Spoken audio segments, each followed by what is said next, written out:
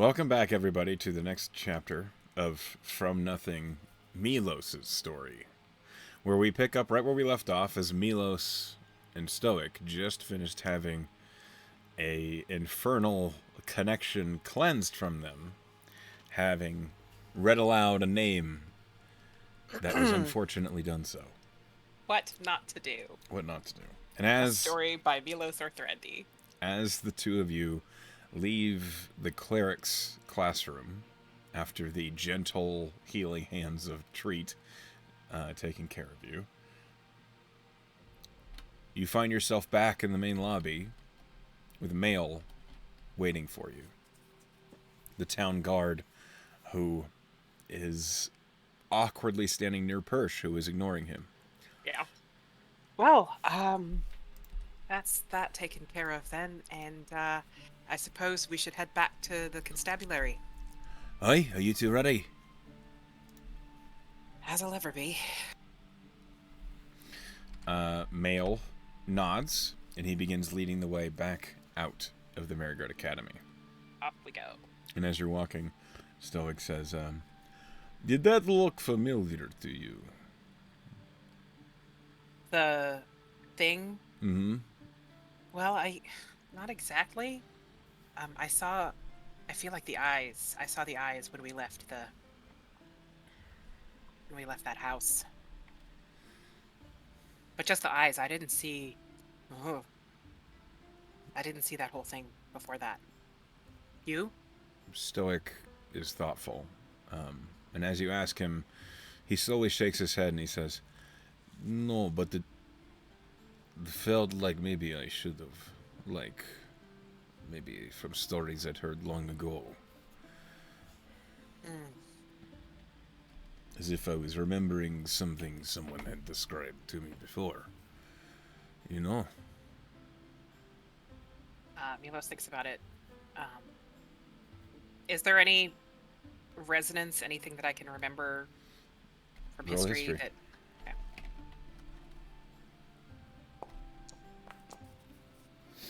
No. I don't think I ever heard a story like that. I mean, that doesn't mean that you couldn't have. Maybe it's for the best. Let's not dwell on it, Yeah, it was disturbing. I'm very glad they were able to help us. Yeah, could you imagine if we did not catch that? I'm afraid I could imagine, and I'd rather not.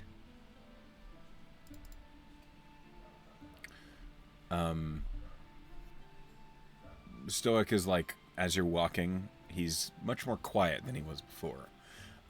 But after the experience, that's maybe understandable. The march to the constabulary is not long as it is before. Roll me a d4, please.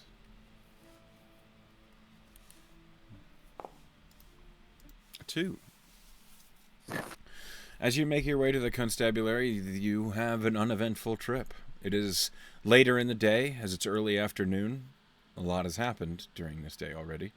And as you get to the constabulary, the same guard appears to be on duty behind the counter. And this time, Mail approaches her and he says, we got a free agency to steer the Goray children. And he looks back at you and he says, that's correct, eh? Yes. Time to take her medicine. As it is. The concierge guard nods without really looking up at you two. She's making more notes. But she gestures to the hall, and Mail nods for you two to follow. I assume you do so. Yeah. Sorry, I Okay. got distracted by a work email coming in, but I'm here now. He's okay. The constabulary is busy, and the sounds of people working, dealing with the sort of things that you would have to deal with to keep a town running smoothly, it is no small feat, especially not for the folks here in Ferrum. It seems as though the events that happen in Farum are slightly more outlandish than anywhere else. Perhaps that's due to the near proximity to the Fae influence that has often plagued the Allen Woods just outside. Maybe it has to do with the fact that there is constant logging being done and there are entities that don't like that very much. Or maybe it's just that it's a hub of trade between Kao, Aurelia, and Arbara. Either way, these different businesses go about their duties, and the reports of legal and illegal activities constantly pass through this constabulary as all these things are going on.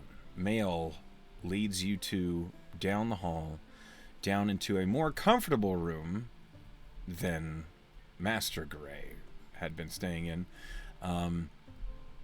You see there are 2 children. And allow me to post them for you so you can see what they look like. What just... Okay, I have a weird issue. Hold on.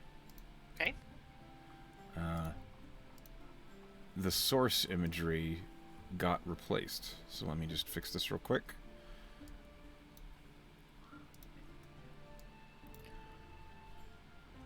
Okay. And that'll do. Alright. For the sake of the mood, we'll use the penitentiary, but it's not actually this room, so it's not nearly more like a I'm just thinking like a simple interview type room with like chairs. But you see the 2 children, a boy and a girl. The boy is a little bit older than the girl. If you mouse over them, you can see what they look like in better detail. I realize this map is very big. And also, this man is not here. But both children look solemn. They look tired. They look as though they've seen something terrible, and they haven't slept.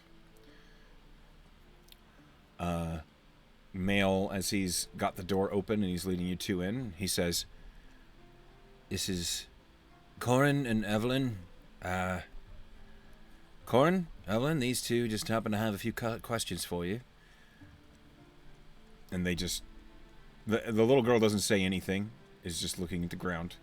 The boy looks up at the 2 of you and nods slightly. Right. Good afternoon. And Milos steps into the room, and he immediately puts himself down on their level, taking a knee and kind of leaning forward on it, so that he's not over tall, looming over these kids. Sure. And he says, "I know what you've been through is awful, and the first thing I want to say to you is that I'm sorry that you've had this happen. But I've been doing some looking into what happened with your parents, and I want you to know that it's not all what it seems to have been." The boy... Neither of them say anything. Go ahead and roll me a persuasion check for the start of this conversation.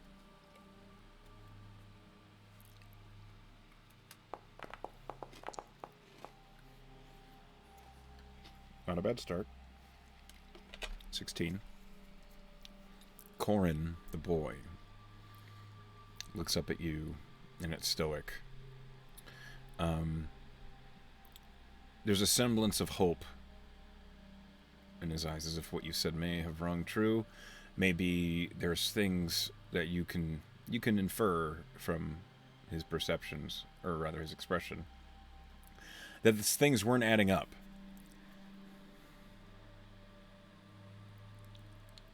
I think that something strange and unseen might have stepped into your father. And I want to ask you a few questions about the past month or so. Can you remember noticing anything strange about your home? Maybe about your mother?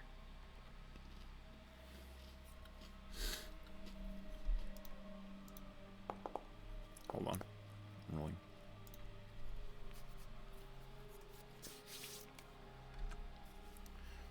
The boy looks over toward his sister and then back up at you. And he says,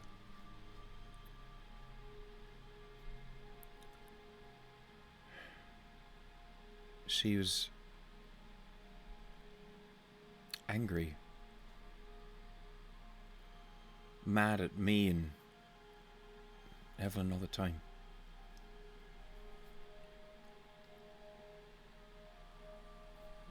Were there reasons that she gave, or did it just seem like her mood was dark? It seemed like she hated. It seemed like she hated us. Anytime we were around, we would get yelled at, or like we were always doing something wrong, but I never knew what, and so I tried not to. I didn't stay home. When did that begin? Do you know? Roll of persuasion.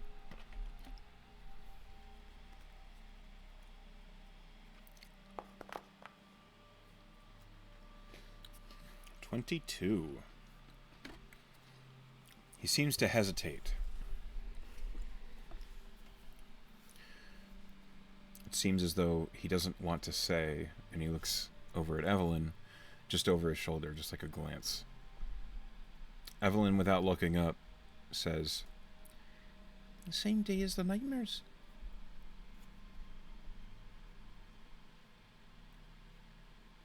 Can you tell me about the nightmares?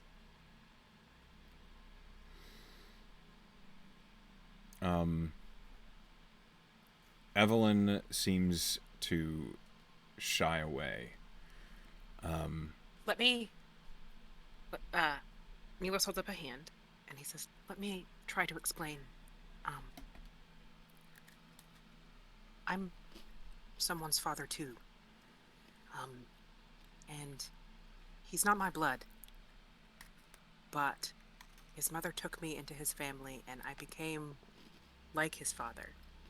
And that boy is so precious to me that no matter how angry I got with him, I could not imagine making him feel hated. And I think that if nothing was wrong with your mother, if something else was not in there, she could not have wanted to make you feel that way. And I want to find out what was happening to her that she treated you like that.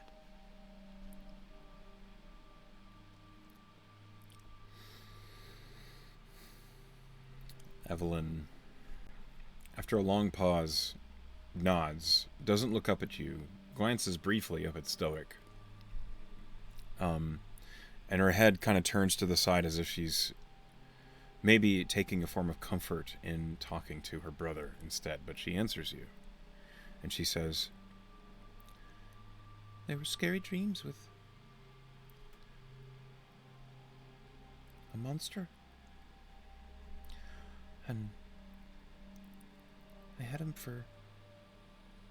I tried to be brave and had him for nights, but I couldn't sleep. So I came to Mom and asked her if I could sleep in their bed, and she said it would be fine. And I never had him again, but she changed."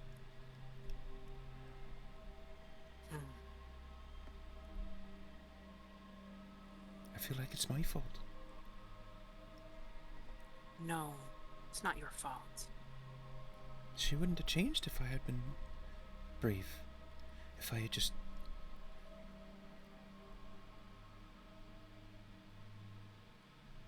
So it sounds to me like whatever was giving you the nightmares,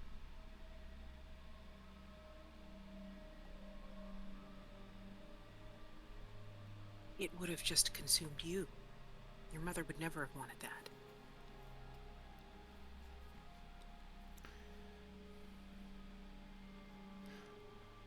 Corin is like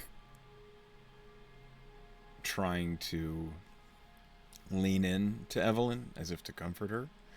And he looks up and he says, "What does this have? Why, what has this got to do with what me dad did?"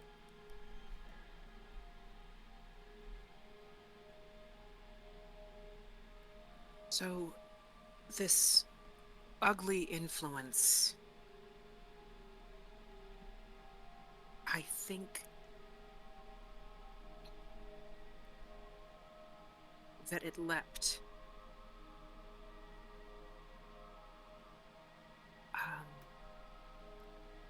I think that what happened with your mother, something leaped into your father and reacted to the anger and the hate that wasn't hers and wasn't his.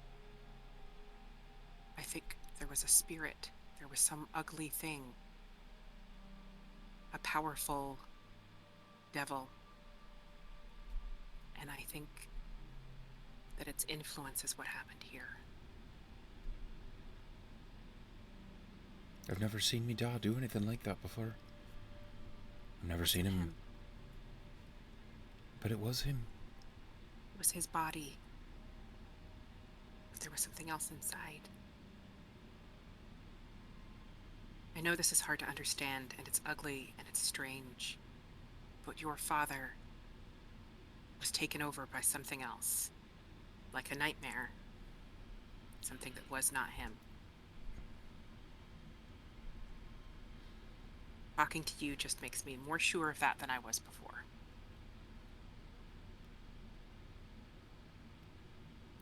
The boy doesn't, like, it seems like he understands, but he can't fully grasp what it is that you're saying. Yeah. The girl is not looking up at you, and you can see there are tears running down her face.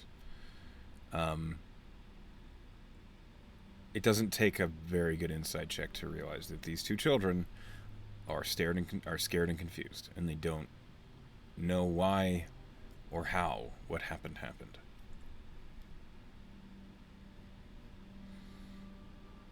Why don't you roll a persuasion check as we go into the next stage of this?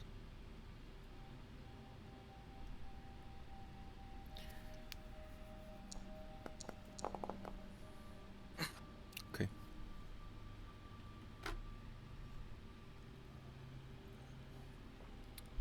I thought when Dad picked up the axe and he just, in one blow, I'd never seen anything. It was like he was cutting wood, and Mum didn't even see it coming. And I was so, I'd never seen him like that before. Just, it wasn't angry, it was just cold.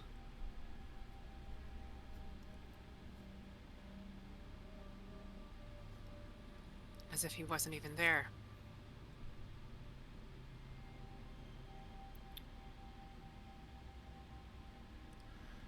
I guess. It was the same look he had whenever he was making a joint.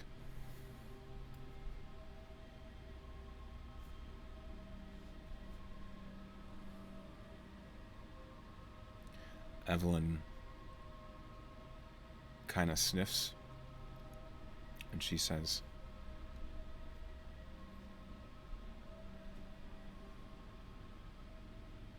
I'd take the nightmares back if it brought Mum back.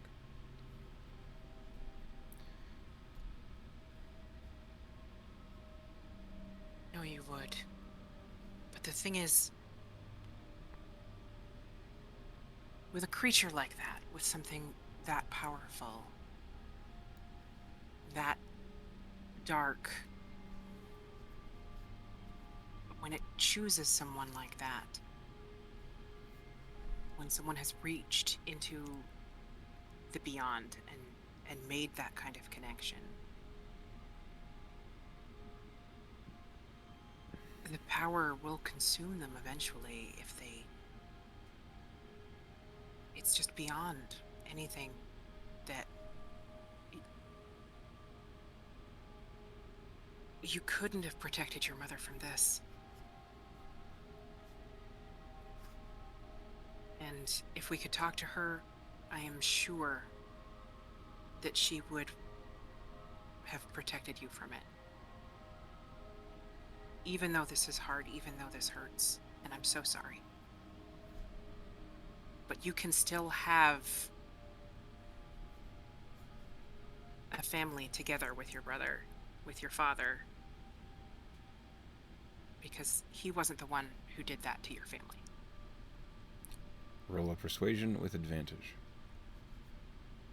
This roll is going to determine whether you convince the children of this or if they should be afraid of their dad.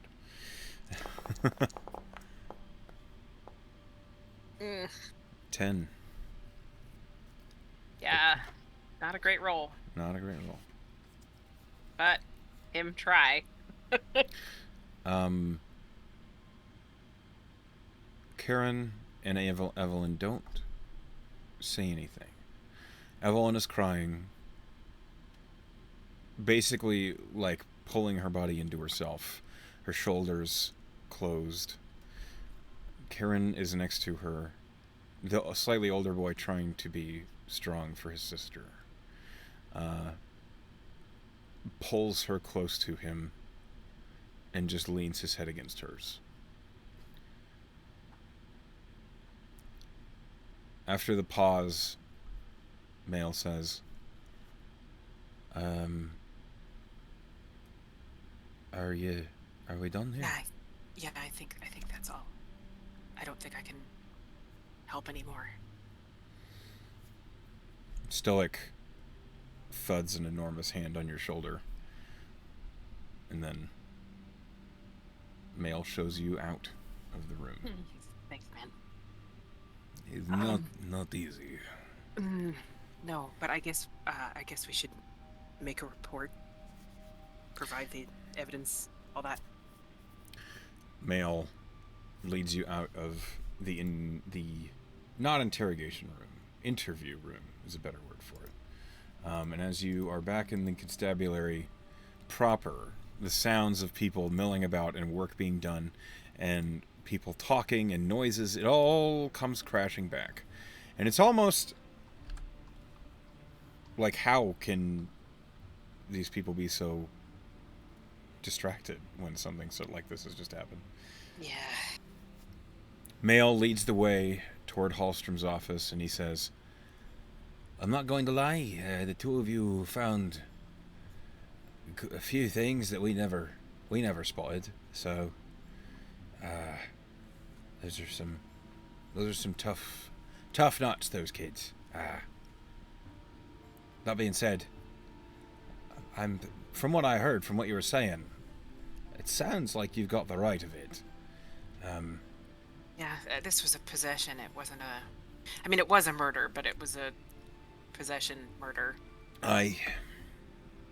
But from what I heard over at the Murder Guard Academy, and the fact that you did actually have a devilish entity taken out of you, which from I this would influence. That was Right. yeah, that was a lot. As Male is talking about this, you arrive in front of Hallstrom's office. The door is open. You see the Earth Genasi seated behind the desk. He has a drink in hand, clearly not alcohol, and he's looking up at the two of you, and he says, Right. Got me on my lunch. Your report. Milos gives the best summation that he can, Yeah, starting with the evidence. Starting with the evidence that they found at the house, and just summarizing the changes to the mom's behavior, the weird deer blood thing, and then the interview that they had with Tabernacle, and the fact that they had to excise the devil from themselves. And he finishes by saying, I tried to explain to the children of the victim, but I don't know, it's the kind of thing that doesn't even make that much sense when you're an adult. Hopefully their father can help make things right his own self.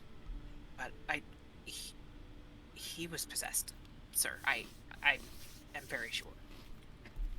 I need one last persuasion check at advantage. And this is not because this is just how well you get everything across to Captain Hallstrom. That's a natural 20 for a 24. Hallstrom looks over the notes. Where was that 20 a minute ago? Yeah, really. Hallstrom looks over the notes that you provided. He confers with Male as to what he's witnessed and stuff like that. And you get the impression Mail was not just there as an escort, he also was, well, you can surmise from the questions Hallstrom asks of Mail, Mail was likely the investigating guard on this case. At the end of it all, Hallstrom nods. He's made notes of his own. He's got the journal that you found on the table. And he says, Tomwise Gray is heading to Algar City for trial in the morning. And all of... excuse me. All these notes will be going with him, as well as all your findings and the witness reports. I believe you're correct in your summation. And if, from what I understand, the trials in Algar City are fair enough to extra natural, supernatural influence, I imagine Timewise Gray will be relinquished of murder charges. I don't believe he'll be going to jail anytime soon. What's gonna happen to his children? Well, best case scenario, Master Gray is relieved of all charges under assumption of possession by a supernatural creature. In which case, likely the Cardcrafts Company will provide a small sum of money for the loss of his wife. And he and his family can start again, start anew. I imagine they won't want to live in that house anymore. That's part of what I was thinking. I don't think either of those kids wants to go back there.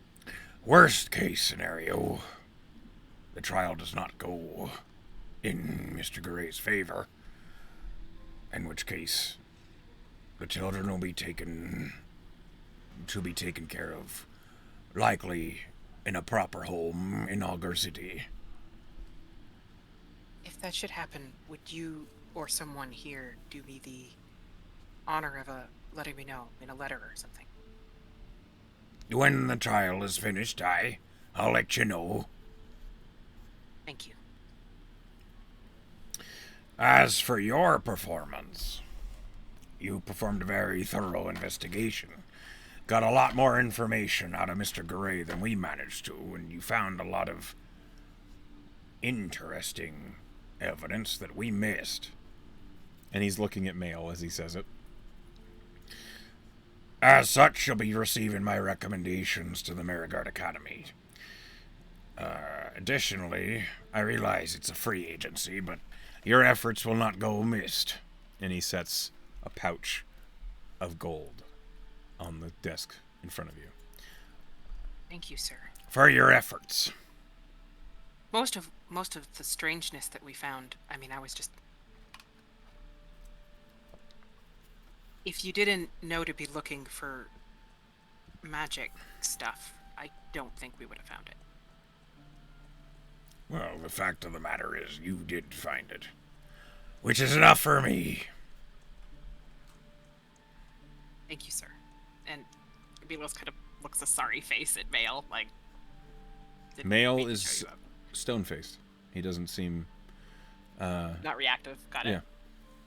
Yeah. Milos will pick up the pouch. He's not going to turn down money for labor. When you check it later, there's 40 gold in the bag. We'll split it halvesies with Stoic. Okay. Hallstrom, as he continues picking up his drink, you see there is like a quarter of a sandwich left on the desk that he picks up, and he says, "If that be all, a pleasant day to you, the two of you." Thank you, sir. I will take our leave. Okay, you leave the constabulary. As you do, Stoic thuds a hand on your upper back, and he says, "Well, that was well done. Huh? Got paid for a free agency. That does not happen every time." Well, they said we were free labor and then they paid us. It seems like they must have been pretty happy. Aye. Well, you definitely didn't just let sleeping dogs lie, so I can see why. It would have been easy to just take the man's word, go talk to the children, and say, that's it. Would have been easy, but it wouldn't have felt right. I think you and I can get along just fine in the future.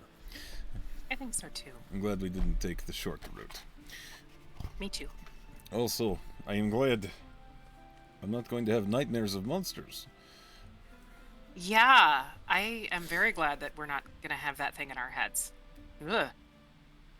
Anyway, I likely need to go to report in. Yeah, As me do too. you. Let's get back. You return to the Merryguard Academy. Sorry. You're good. After a successful free agency, your first one, you return. It is about 4 in the afternoon by the time you finally get back, after all the conversations, the investigation, and the interviews. When you finally return, the front hall of the Merryguard Academy is just as empty as before. Persh is sitting at the desk. You see there is a human in front of Persh, wearing a traveling cloak and other clothes. Very long black hair pulled into a ponytail. It turns and you see the man talking to Persh. You suspect is likely of Tridonian descent just from the coloring of the skin. But he just returns his attention to Persh, who is currently writing. And they disregard you as you enter. Are you heading straight to the warlock room? Yeah, just sort of give a little salute to Stoic, and then we split off in our separate directions, and he goes back to Paladin Land, and I go back to Elise. Okay.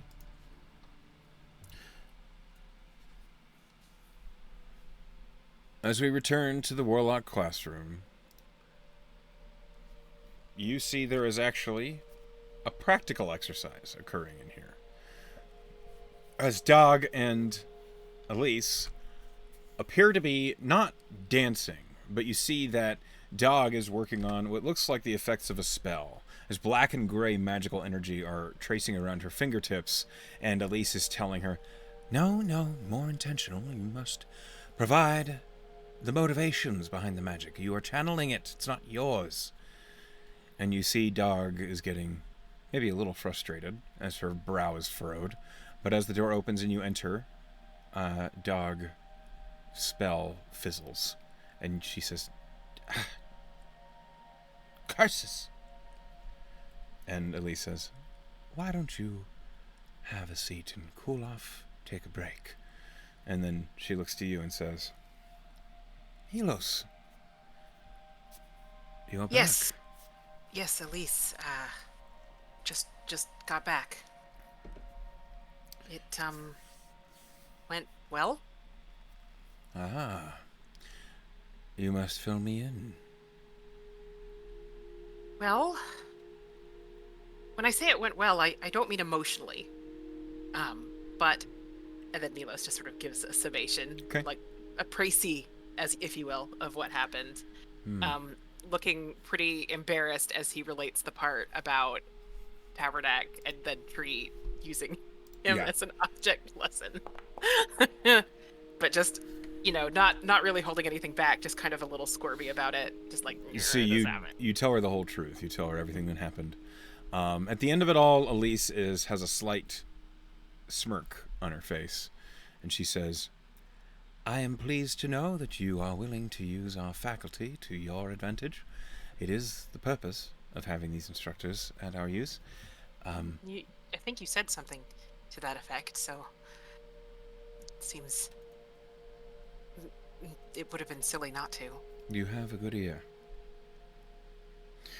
Now, you have completed a free agency. Well, you've earned a recommendation from the Ferrum Constabulary, which is no small thing. They can be quite picky about those that they work with. However, I have a question for you. I know you have some experience working with children. You've done it before. you've interacted with them jovially in the town here, making friends, as it were. How are you at dealing with people who are not children, but can be just as impulsive? Milos thinks about it for a moment and he goes, How are You mean drunks? No, no, no. Drunks have an excuse. Hmm. How are you with dealing with those that are nobility? How are you with dealing with nobility? Oh, don't rightly know. Haven't had a lot of experience with that. Fair enough. I ask because Not a lot of call it in a mining town. that's fair. Within the week, we will be having some nobility from KO visiting.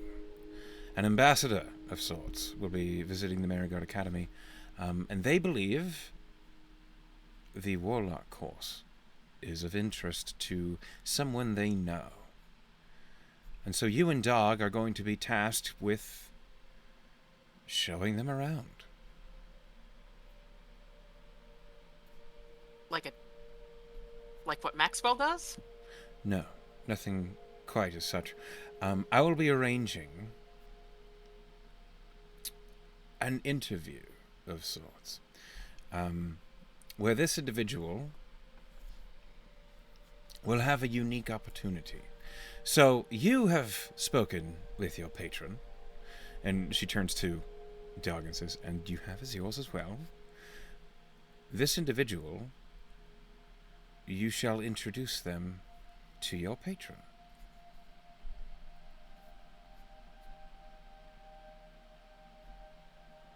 All right. It's going to be very weird. I will say that. It is going to be very weird. Mm-hmm. I don't know what he's going to think about that. It doesn't really matter well, it does matter what your patron will think about that, but that's not what I'm... Okay. Let me try and phrase this as diplomatically as possible. You will have a conversation with your patron. This individual will spectate it. Oh, all right. I was sort of imagining... I have an ancient Titan in my head. I didn't think he would want to be a performing monkey, but if it's just to talk with me as someone else is watching, that's of course that's fine. Dog says, I also have a lich in my head. Likely would not like to be a performance for someone else. And Elise says, I understand. Please respect that I do know that your lives are at stake when it comes to a patron, and I am not putting either of you in any danger. The individual will also witness me having a conversation with my own patron. So, it's not as if we're alone in this endeavor. What this man is concerned with is whether or not their cousin could handle a patron. They are one of the rare individuals who will be coming to the Marigard Academy with no innate natural abilities, and instead will be appealing to a patron through us.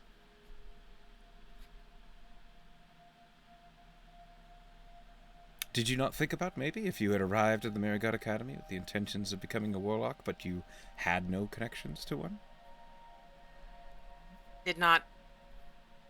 No, I didn't think about that at all.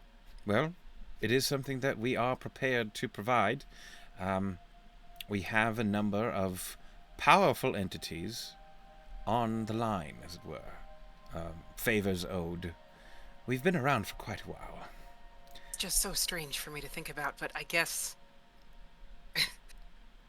my own method of accidentally reaching out, as it were, is a little unique. Yes. A little bit. In that I've never met anyone with a primordial tortoise as their patron, so you do stand alone on that particular pillar. Right. Most patrons are the sorts of powerful archfey or a devil who is eager to gain information, even a few genie that are bored, as it were. If you have a patron already and something else tries to make a bargain with you, what happens? That is a conversation for that patron to have with your current one. It's not really... Very strange day. Generally, from what I understand, the more powerful patron wins. It was just, I didn't want to make a deal with that devil, but it, I don't know, it made implications that were uncomfortable. And I think if I hadn't already, I don't know. There are many ways for a devil or fiend to sink their hooks into you that have nothing to do with granting you power. Well, that seems clear. I will also send my compliments to Treat for handling such a situation quickly and without causing you much embarrassment, I imagine. Well, I mean, it was embarrassing, but I would much rather be embarrassed than whatever the other options were. Right. Tomorrow, when you return, we begin practical tests for you, Mr. Milos. Dog here has been working on her own special abilities as provided by her patron, and we have not even taken a look at yours. So... That's true. Tomorrow morning, when you arrive, we will be going through the basic abilities that your patron has provided you. All right. Are you prepared to dip your hands into the well of magic that has become available to you? Well, I won't pretend I'm not a little nervous. I wouldn't believe you if you did. But I came here to learn, and my patron told me to grow, and I don't think I can just do that by playing straight detective. No. That was an excellent exposure of your abilities as a diplomat, an investigator, the sort who would speak with people. You did very well talking with the common folk, which is why it is important that we handle how you converse with a noble, as it is. There's a lot more hoops you have to jump through. Seems like it would be a very different set of skills. It's a lot of lying, a lot of bending the truth, never saying quite what you mean. That sounds like the hard part. It can be very tiring. I'm not going to lie to you. It's generally not easy for a newcomer to pick up right away, but if you just never say what you truly mean, you're already mostly there. Oh dear. I sense that might be a sticky spot for you, Milos, but we'll get there. We'll try. The worst that'll happen is you're not cut out for it, which is fine. Anyway, the rest of the day is yours, as you had it for your free agency, and you finished it, so I recommend you perhaps get rested, find yourself a meal, relax. Right. Maybe don't talk about your patron at the Marigard. And she's looking at Dog as she says that. I suppose that could lead for some unwanted attention? Yes, it can. Granted, your patron is not a lich, but you know, these things best to be careful. You never know when you find a monster hunter. Yeah. I mean, I kind of think most people who hear there's a giant turtle in my head are just gonna think I'm crazy. But, sure, right. Okay. Well, are you crazy? I don't know. That is the right answer. Anyway, off with you. Thank you. I think I will definitely do that lunch thing. Perfect. Um, Dog, assume your position. And you see Dog kind of stands up. It's clear she's been doing this for a while. And she resumes trying to cast her spells. And you do indeed have the rest of the afternoon/evening to yourself. How do you spend it? We can fast forward if you like. I think he's gonna go back to the smithy after lunch Oh, and see if Seka. there's see if Seka has some work for him. Okay. Because he has been using his brain meats a lot, that I feel like he wants to sort of be more in tune with the physical and just do something for a while with his hands. Okay. Yeah, no problem. As you head out the front of the Marigard Academy, you go toward near the stables where Seka the blacksmith is at work, as always. And as you're approaching, she looks up and says, "Hey, I thought you forgot about me." No, I didn't forget. Been a little busy doing Yeah. stuff. New student and all that, I get it. Went out on free agency and tried to solve a murder, kinda. Did ya? It was more of a possession, really. But yeah, I guess. It's been a weird day. Do you have any smelting work or anything? I always have smelting work to do. Are you kidding? I wouldn't mind just getting something done a little Yeah. more concrete. She if you know what I points.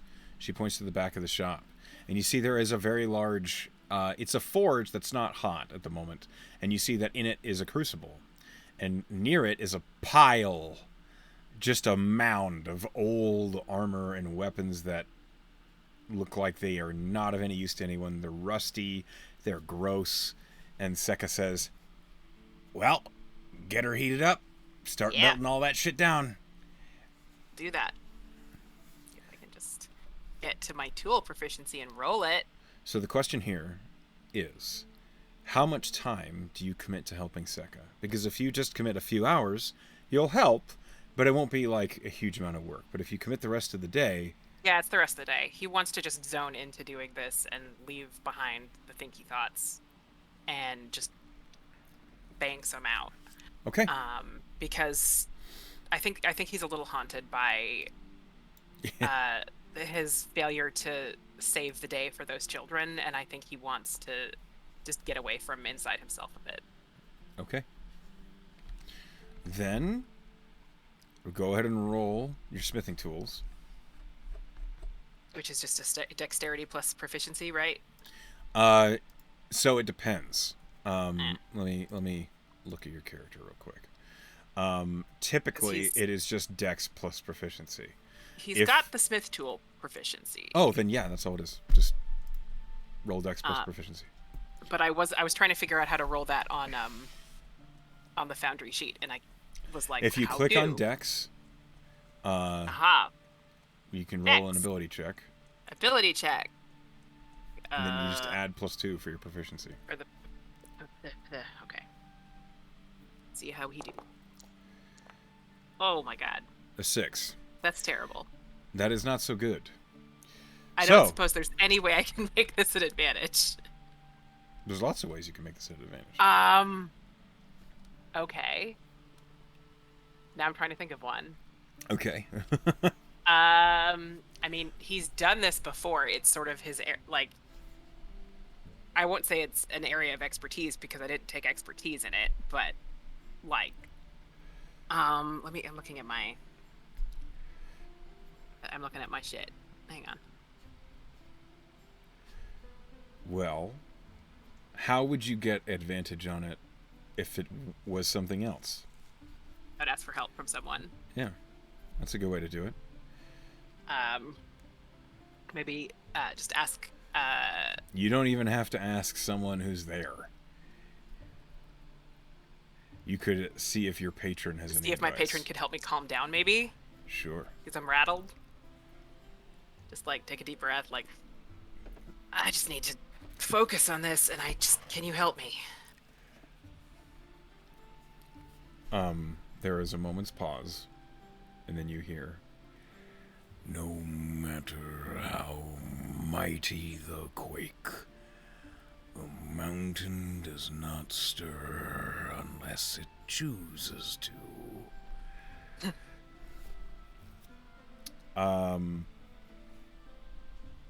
The patron will grant you just kind of a moment's reprieve to take a deep breath. Okay.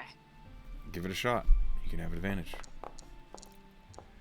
Okay, it's still not great, but 9 is better than 6, I guess. So, the process of melting down iron... the process of melting down steel is a problematic one. And it's one you know, because when you melt down steel, it becomes mostly just iron. With a 9, it takes a long time. You're pretty slow about it. You don't fail. It just takes longer than you would have hoped it would. Maybe I have to start over on a couple of pieces a couple of times, just not getting quite where he wants to get in terms of like being able to completely zone into the task. Well, it's distracting enough, and I would say that you might discover some new frustrations, as a lot of the armor, it's not in as good a shape as it looked like it was. And there's a lot more rust on parts. And just like flaws. Yeah. So as you're melting it down in the crucible, like, your 9 doesn't necessarily mean that you failed. It might necessarily mean that what you're working with isn't good quality.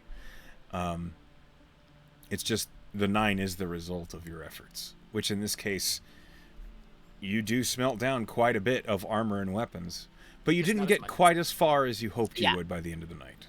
Okay. You are proficient in smithing's tools, so you don't like break anything. Yeah, it's not like I rolled a 1. It's not a failure. By the end of the night, you have made some significant progress into the mound of supplies, and there are a neat row of ingots that you have smelted out. They are resting on the cold pressed dirt in the corner of the smithy. And the suns have gone down. It is dark, which is, as a smith, that's preferred. You'd rather work in the dark because you can see what you're doing a little better. However, it is now dark enough that you can no longer really see very well, particularly as a human. So, Sekka has packed it in. The forges have been cooled. And you are probably heading up to your room at this point. Yeah. I mean, probably grab a bite to eat since I had lunch and then went to the... Okay.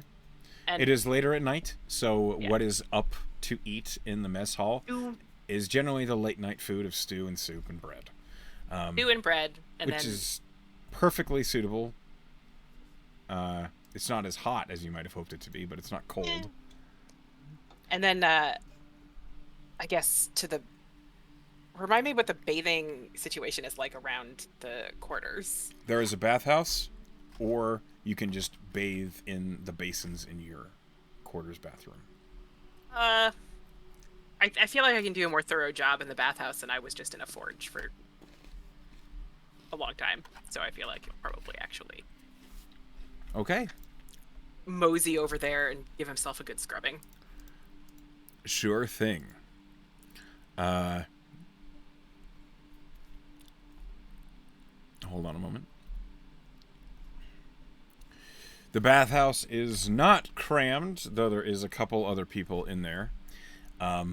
As you get yourself cleaned up and washed, there is an individual who you recognize, not like you recognize where they're from based on entirely their hair color, their eye color, and kind of their manner of speech. You recognize them as from the Bronzewater, which is right near where you grew up. It's just across the narrow straits. Yeah. And my dad probably did a lot of business with Bronzewater types since he was the merchant in the family. Probably.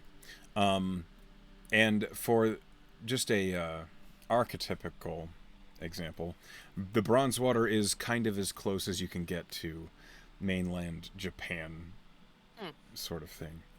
And this man as he is currently shaving, he looks over at you and he says, "You're new around here, huh?" Yeah, new. New this week. I hope you enjoy it. Thanks. Milos or Thrandry, one of the warlock students. Kyo Kisei. I am a monk student. Good to meet you. Yeah, you as well. I heard you had a devil in you today. Yeah, I bet that's gonna be the story around the mess hall for at least a few more days. Ah, word gets around. What's her name? Little blue, white-haired girl. Like to talk about it. She likes the gossip, yeah. Um, it was an accident. Luckily, Treat was able to help us out. Street's full of hot air. I'll give you a hard time, but he'll always help. It was. I can't tell you how much of a relief it was to get that thing out of me. Worst I had's a broken bone. Well, those are no fun either. But Yeah. they don't talk to you much. Not as bad as devil, I think.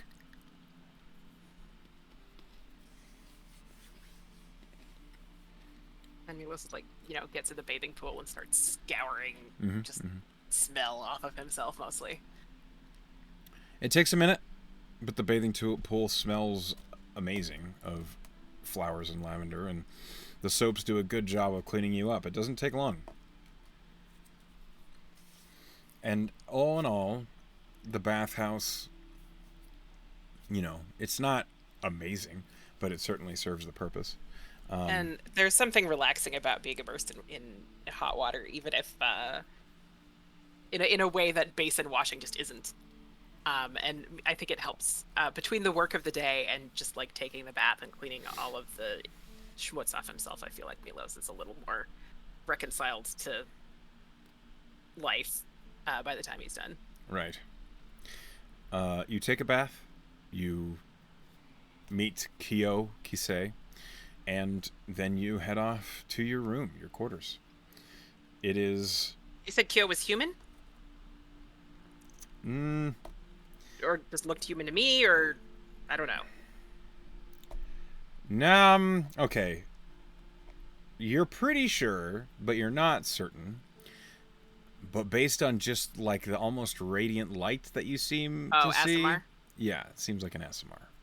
Okay. Looks human, but isn't. Looks human, probably isn't. Yeah. Got it.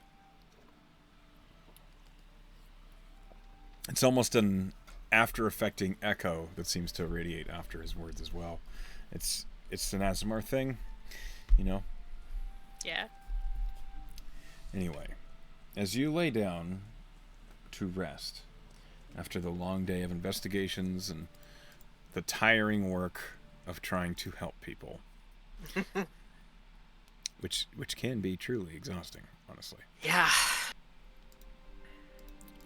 As you're laying down in bed, I'd like you to make a charisma saving throw. Charisma save. Okay.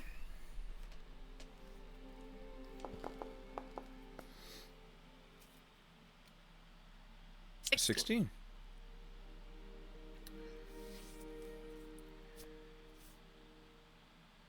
You have a mostly pleasant night.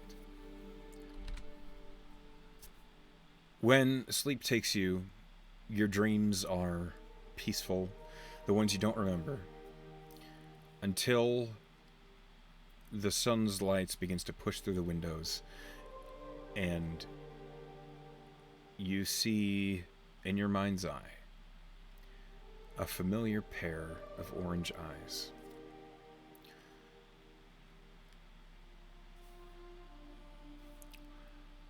Aegir Boda. The name rings in your mind.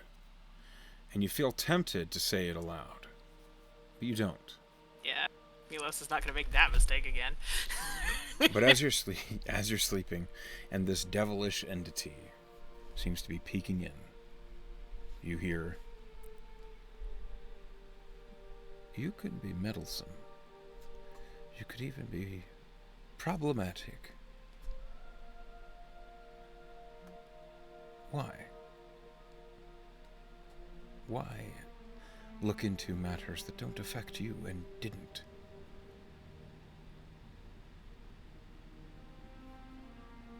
Does it want an answer? Seems like it. Milos thinks I am the pebble in the oyster.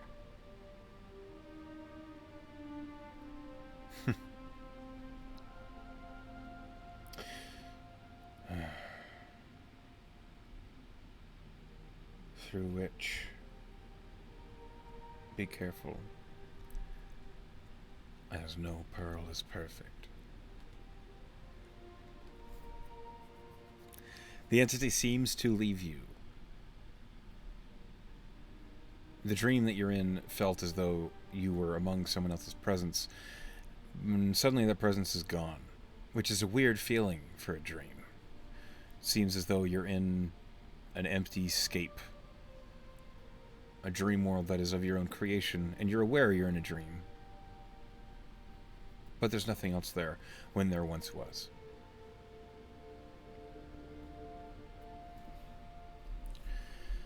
Eventually, you wake up. It is early in the morning. You do not wake up late. You don't sleep in. The suns are just rising. It is perhaps 6:15 in the morning. You're aware that you can go get breakfast and then head to Elise's class, and you'll be right on time.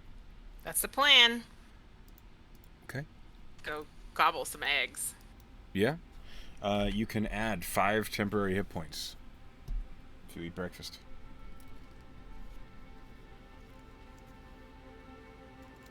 Sometimes I think about how when I was in college, I had easy access to breakfast every single day, and I very rarely ate it. And it was just like there, and I just didn't take advantage of it, and I still don't know why. Milos is old enough to not look free breakfast, not look a gift horse in the mouth. Anyway, he gets eggs and bread or whatever. Then he catches class after breakfast. Okay.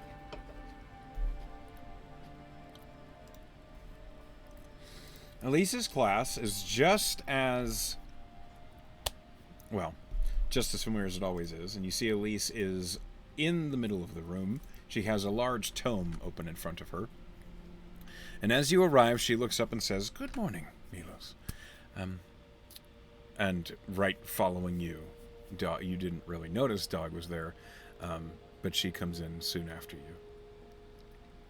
And Elise kind of taps her fingertips together as she's looking down at the book, and she says, "Elemental magics. The sorts of things I assume you would have access to. The question I have is, do you know how to?" Milos kind of looks left, looks right, kind of chews on his lower lip. The time I used it, I just did. Great. What effect did you create? Do you remember? It's like I reached out. I mean, I didn't reach out with my hand because I was already reaching out with my hand, but it was like I reached out and the earth just moved outward. And just, it was like I made a shelf that wasn't there before. Okay. Simple enough. All right. Now, my classroom obviously does not have much earth. However, we can always go out to the courtyard, which I believe, Dog, is our next step. And you see Dog says, "I hate outdoors." And Elise says, "Well, me too. Dark elf. Let's go." Wait, I mean, if it's very inconvenient for both of you, we could do this after dark and do something else. Nope. Let's go. Elise goes out the door. All right. As soon as you go out the door and see her, from somewhere, you don't know where, she's suddenly summoned a broad black hat with a veil hanging down and long sleeves that go turn into gloves. She no longer has any skin visible. Very witchy. Yes. Dog follows you out. Hashtag aesthetic. Yes. Sorry. That's obviously not Milos saying that. I could be, I guess. Be a little bit out of character. He has no idea what a hashtag is. Okay. You head outside the Mirror Guard, to the courtyard. You've been outside here quite a few times recently. The courtyard is a place where the training that can get more explosive happens. And as you, Dog, and Elise stand out here, Elise says, "Right. Do it again." Milos stands there and he looks down at the ground and he thinks about the kind of abject terror he felt when Barrett was about to fall. As your emotions dive into that state of fear, you hear, "I am already listening. You should not strain your heart." Oh. Thank you. So Milos concentrates just on the ground instead. And he focuses and he tries to just kind of visualize turning the ground in front of him just like dirt, and just like turning it into a dirt bowl, like just making a little scoop in the earth. Okay. So with mold earth. As you concentrate on this effect, within moments, suddenly it's as if the earth itself begins to shift and rearrange itself, and the soil begins to spill like a liquid down into a sinkhole that doesn't exist, and the earth just... and there is just a basin. And Elise is looking down at it, and she says, "Ah, very good. Okay." And Dog says, "Why didn't he have to do any silly motions or anything?" And Elise says, "Not all patrons require such things." So the spell does say semantics, but it does. You don't have to, like, for the flavor of this. It could be just like a pass of the hand as opposed to like. Yes. The crazy. So I guess he must have. He probably did just sort of like, with his hand. Yeah, that's fine. Just applying the concentration, basically. Dog is just complaining that because she has much more elaborate somatics, yes. And my patron is a tortoise. An earth tortoise, this is an earth spell, so they are very easy. Yeah, and also that also was a cantrip. Like yeah. I was deliberately not trying to be wild with my very first attempt to do. Elise says, "This is going to be very useful in the future. You can create your own cover if you're in a situation of trouble. You could make things a bit easier for your allies if you need to maybe ascend to a place. You can make a staircase, even.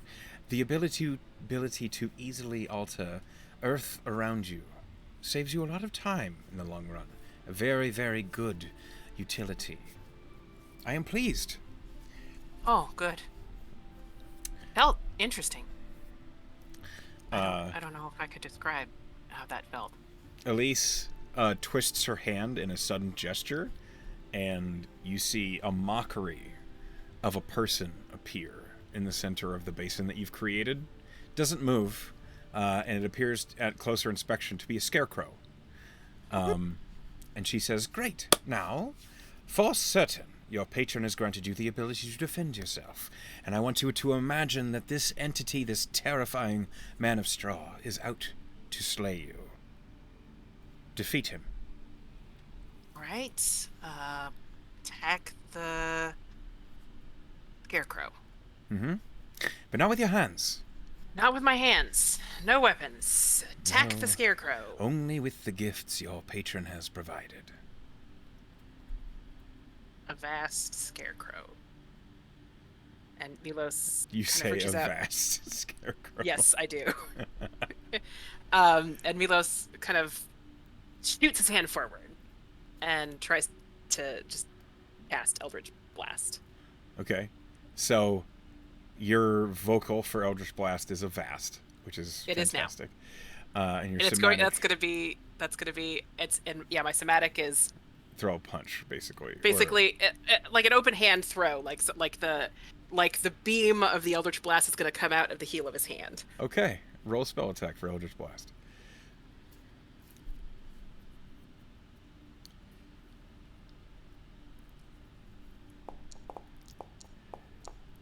$22. What does your Eldritch Blast look like? I think the Eldritch Blast looks like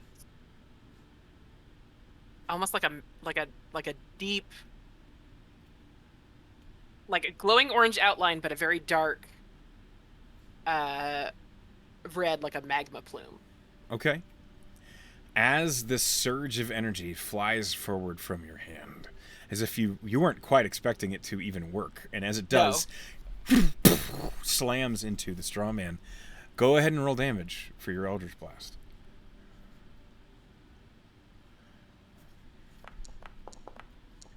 Eight points of force damage. As the Eldritch Blast slams into the straw man, the straw arm just flies off the side of the scarecrow, and Elise just Milos looks very surprised. Like he's just standing there and his hand is still kind of held out and his eyebrows are up and he's like, yeah. Whoa. Excellent, Like he excellent. wasn't expecting any of that. Like he did it and he somehow instinctively knew like what to do with his hand, like attack with his magic, but he's also like, what the fuck did I just do? Perfect. Perfect, perfect, perfect. That is an excellent show. Next, I would like you to consider the magic that you have sustained in potential, the abilities you have, knowledge of that you just don't know about yet. And as you draw on the well of that energy, when you concentrate on it, what do you have? What do you know?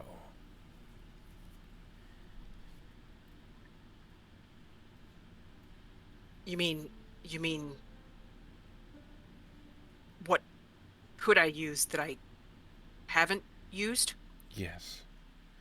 What is your patron letting flow through you that would require energy, that would require you to expend some of yourself to make happen?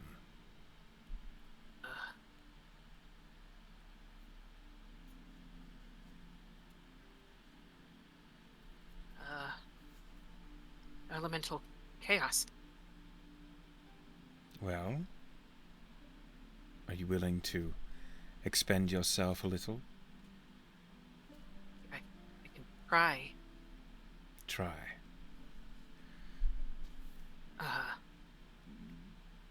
Milos backs up a couple of paces further away from the scarecrow because he has this instinctive understanding that Chaos Bolt is a long-range spell.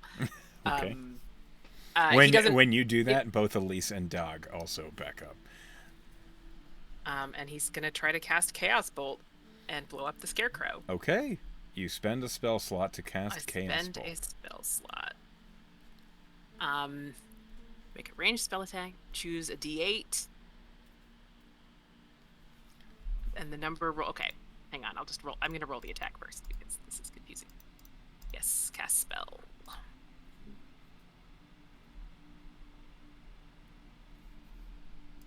Attack. Normal. 21. You certainly hit the straw man. So, Right, so you roll what 2d8 Chaos plus Bolt 1d6. says, roll 2d8 plus 1d6, and you pick one of the d8s, To and determine- that determines which. Yeah. You have a 5 and a 3 to choose from. So let's go with the 3. So fire. It's a fire So chaos fire damage. And then that means that it's 6 points of fire damage, right? You add it to. So Wait. it's Oh, you add it all together regardless. so it It's is still a just- 9. Okay. Yes. So 9 points of fire damage engulfs the straw man.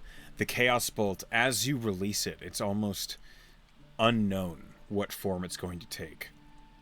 And as soon as it relieves your hand, which I assume is the same kind of somatic as Yeah. it starts slow, as if in slow motion, as if the elemental energy nearby has to coalesce into whatever form the chaos bolt is going to take. Little motes of sunlight that are gleaming off of the grass blades in the courtyard suddenly flit up into the chaos bolt, and it glows orange as it surges forward, flying faster and faster until it slams into the straw man, a burst of flame, and the straw man immediately incinerated. And Elise is just...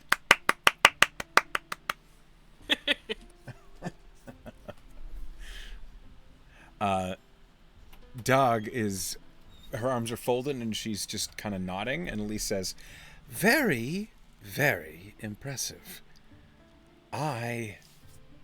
You are a quick study. I am so excited to see where it is we go. And now I imagine you'd like to sit down." Yeah, that was a lot. Well, why don't you create a seat for yourself?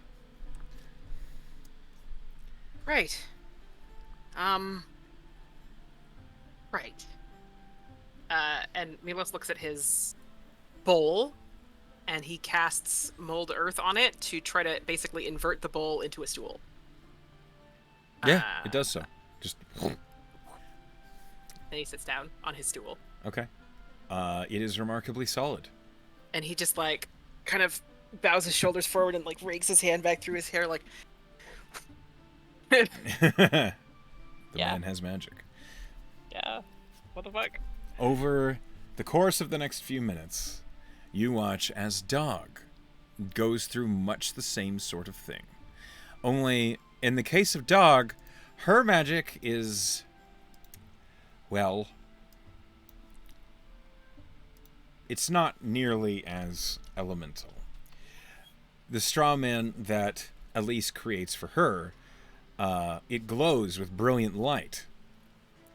And then we have a visitor. It grows with brilliant light, and then suddenly you watch as a almost ghost-like hand appears on the edge of the straw man's shoulder, and the straw begins to wither and fall away.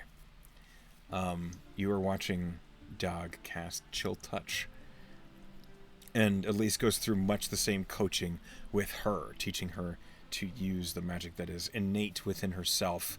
Only instead of a roiling ball of chaotic elemental energy, you watch as Dog focuses all of her energy on herself, closing her eyes, and then she performs a complicated spell. It's one that looks like a wizard's casting it, but with no wand in her hand. And as the gray and white and black energy flits about her, suddenly Dog's face flushes with color. She suddenly looks healthy and well, as if she's in the best condition of her life, and her eyes open and they're vibrant. And you're not sure what just changed, but Dog has just cast false life on herself. And Elise has a wand of her own in her hand. It looks as though she's reading the magic in the air. And then she puts the wand away and she applauds Dog for successfully casting her own spell. Roll an insight check. Sight.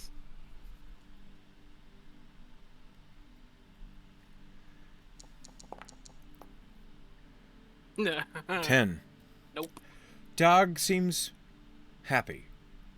She's smiling, which is more than you normally see out of her.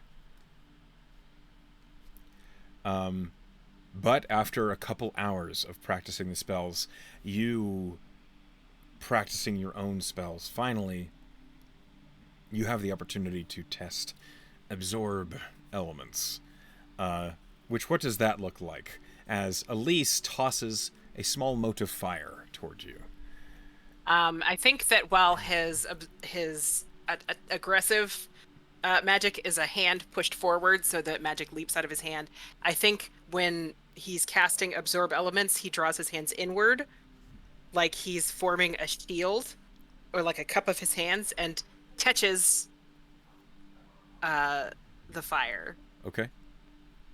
As the magic dissipates across the palms of your hands, you still feel the pain of the small amount of fire damage that comes through, but you also feel your hands glowing with heat, as though the next thing you hit, it'll be imbued with that magical energy. And you feel as though you can control it. Of course you could. It's a mode of elemental magic. Yeah. This is what you do. And you feel strong.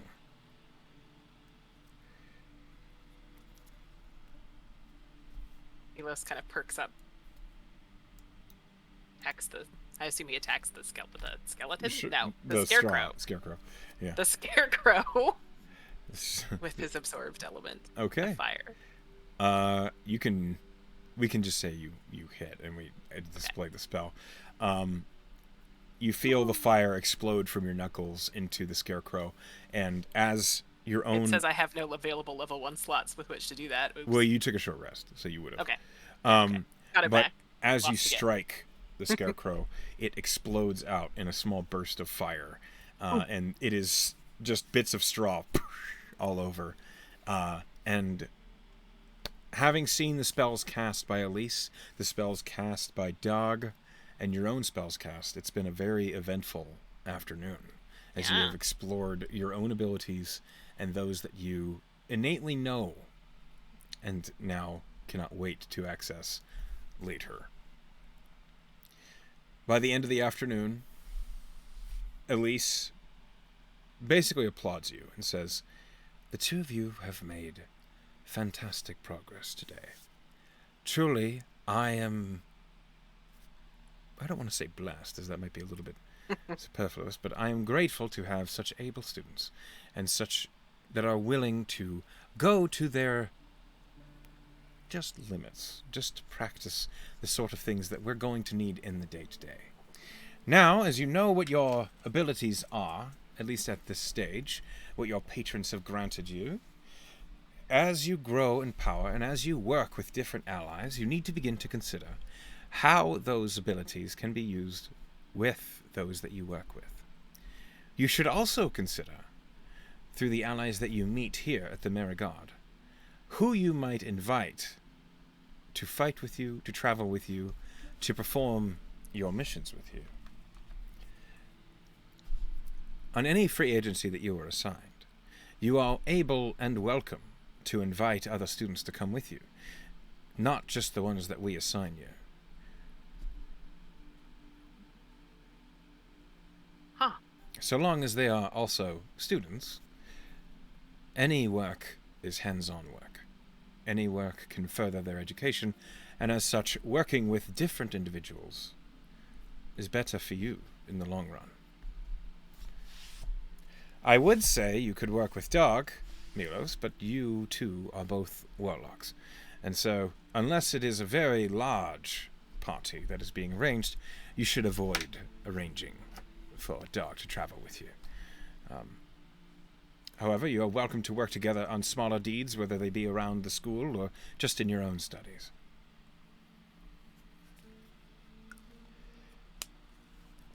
As such, All right.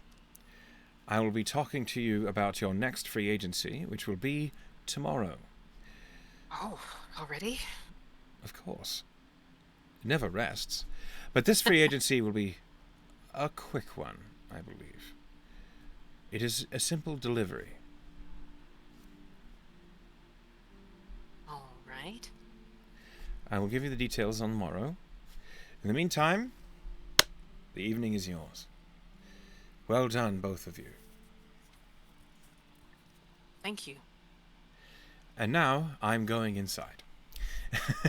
And Elise immediately turns and heads up to the doors of the Mirror Guard. Dog, are you headed to the dining hall at all? I am starving. So, yes. Grab a bite. Sure. The two of you head toward the mess hall. As you go inside, and the mess hall is busy and full of people, the meal for dinner today, it seems, is what looks like a gravied steak over very thick slices of bread with assortments of vegetables and things with it. And Dog seems excited. She's still under the effects of false life, so she looks healthier than you've ever seen her, and as such, maybe it's affecting her appetite as well, because she does gather an enormous platter of food. And as you're heading toward your table, she turns to you and she says, "When you said that you reached out because you needed help, you weren't kidding, were you?" Oh. No, We- I wasn't kidding. Were you in trouble of... Were you fear of... I'm sorry. She seems to, gather her words and says, "Were you afraid that you were going to die?" No. No, I didn't think I was gonna die, but I thought... He kind of clears his throat. Says... My stepson was about to fall, and I couldn't do anything. I was helpless. Oh. She looks thoughtful.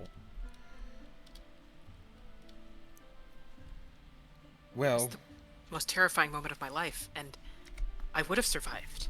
I think that's part of what was so scary about it. I would have lived, but I would never have... I don't think I ever would have recovered from that. I don't want you to take this the wrong way, but I'm glad it happened. I mean, I don't know how I feel. I can't... I wouldn't unwish this. This path I'm on, I don't think. But I definitely don't want to experience that terror again. So... Well, I don't want you... I don't mean... Okay. No, I know. I know what you meant. You're my friend, right? I'd like to be. I don't think I've ever had friends.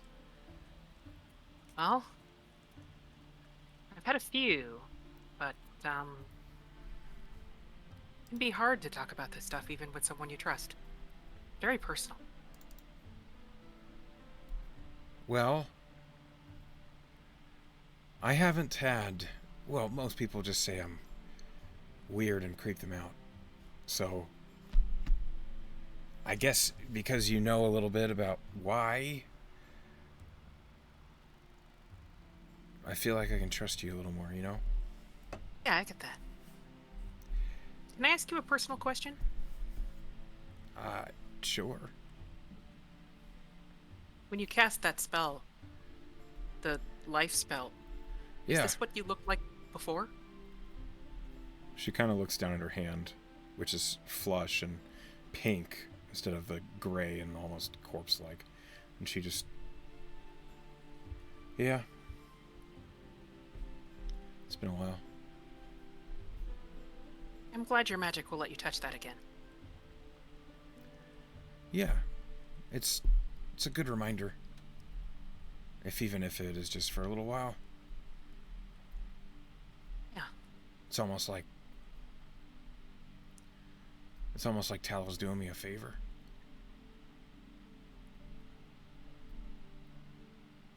Bittersweet, I guess.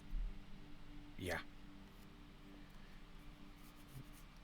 When your patron says you're never gonna die, but you'll always look like it, you're not really sure how to respond until you get used to it. I'm still not used to it. Strange thing to have to get used to. But It's the cost of power, he says. well, I guess it always comes with a cost. Just different for different patrons or ways of doing things. You don't look like you're dying or anything. No, my gift is a little different. My cost is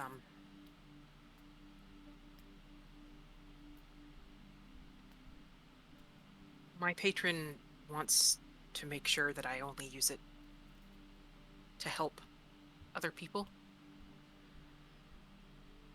Well, that's all I've ever seen you do anyway. Well, I heard you talking about those kids. You really put yourself out there. It's a lot more than I did on my first free agency. they were kids. They saw their father take an axe to their mom. I couldn't imagine trying to do anything else but help. I guess that's a good way to put it. I don't know if I don't know.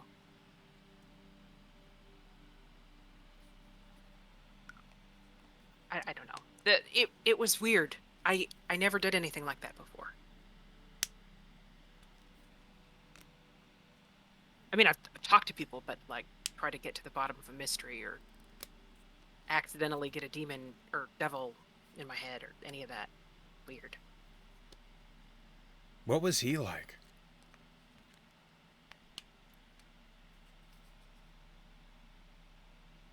I never talked to a devil either. I just suddenly felt very curious. Oh, no. Oh, dear. It, I'm not sure how to describe it, but I don't think it's something you want. It's, like something is watching you through a glass, one of those spy glasses, so that everything about you is magnified and waiting for you to step wrong so that it can pounce.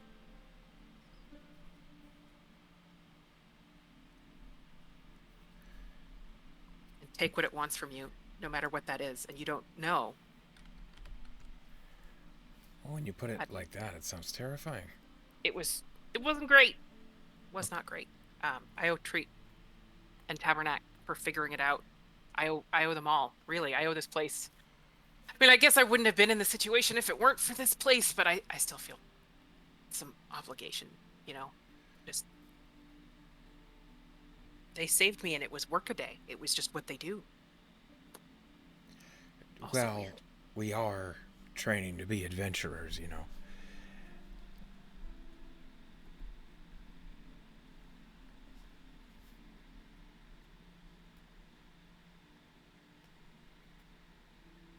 Yeah. Yeah, that's true. It's all part of the territory. I never imagined I'd be an adventurer. Even when I first came here, honestly, what I was trying to do when I came here was just figure out what was happening to me. But, you know, it's funny, my ex-wife, she wanted me to just walk away from it and just not do anything, just make it go away. Walk away from the...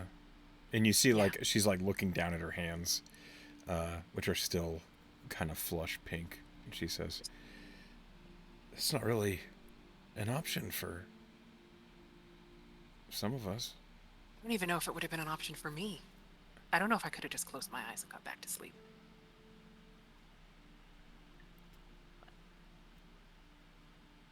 Guess it made me realize that there was more than one reason we were splitting up. Yeah, I think your ex-wife is stupid. I think she was scared. Anyway, this is a lot of food. I'm gonna start tucking in. Yeah, same. And as you and Dog eat dinner in the mess hall of the Maryguard Academy, the heavy conversation may be turning lighter. That is a good spot for us to stop tonight. Well That was done. a lot of fun. That was great. Good. Well done in solving the mystery and learning it was a possession. And had you not gone to the house, you might not have been able to. Yeah. Either you might have pieced it together, but you might not have been able to convince anybody of it. Yeah. Yeah. But Yay! you then got to explore some of your magic, and I'm really glad we got to establish the flavor of your spells. Yeah, So, it was fun. as we get in deeper and we get into your features and stuff like that, we will get to taste all that about Milos as well, and I look forward to it. Yeah. So, thank you for playing, and I look forward to next time, Thank you for running. It was a lot of fun. as always. Yeah. All right, let me stop.